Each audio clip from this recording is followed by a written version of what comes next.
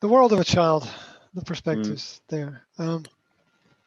Yeah, I think they say that because their expectation. They talk about their expectation rather than the reality. They talk about the habit rather than the reality. A lot of the time, there's no perspective difference for them between those two things, for sure. But and sorry, yesterday I had a first time discussion with her when she was replying why, only words why, you know. Oh yeah.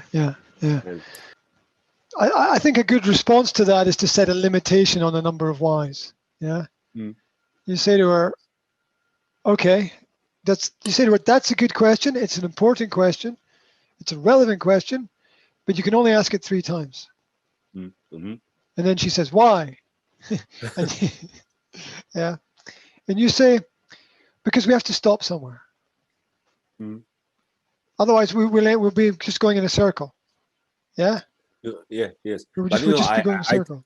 Yes, but I didn't expect that she's 2.5 years old, and that she has already started to use word why. But I would say it was only first case. Yeah,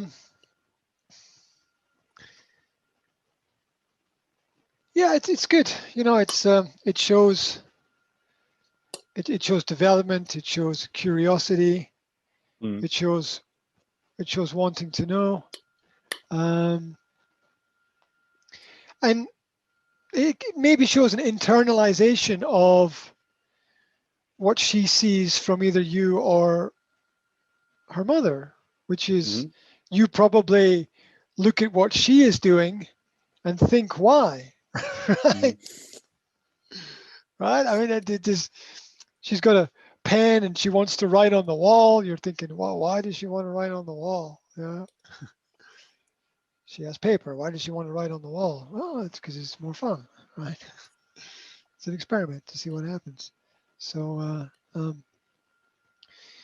answer, I mean, if you ask why enough times, you just end up going in a circle. Yeah.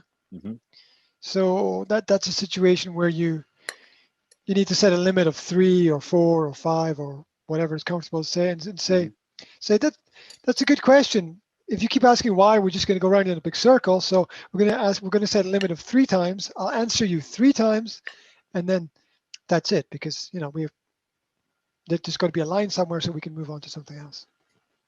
And you politely and firmly set a line and say that there's a boundary here, and the boundary exists so that we can continue to communicate about other important things, and not just stay focused on one particular topic, which is important to you. I understand, and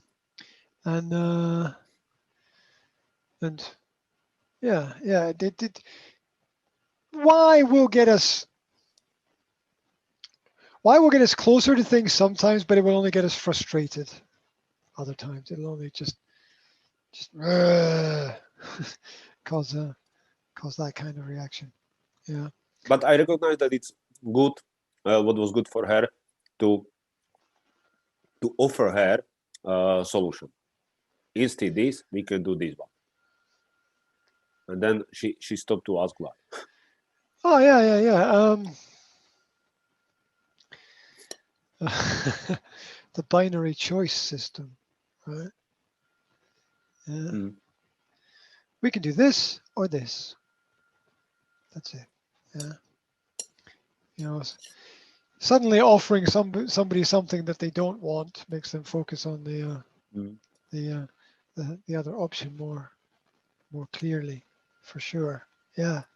It's it's very much like that with kids. It's very much like that.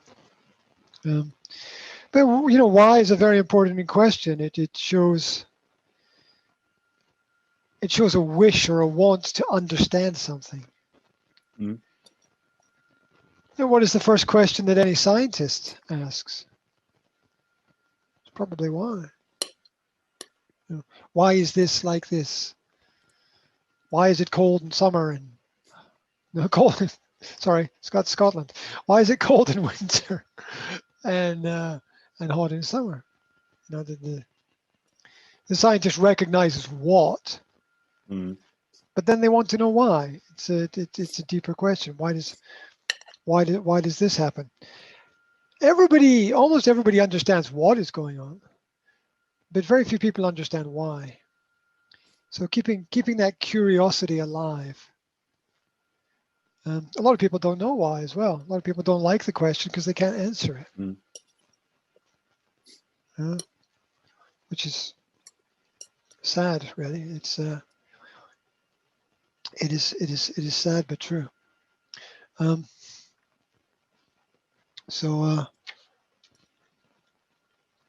how did we get onto that? Leadership. Yeah, what is leadership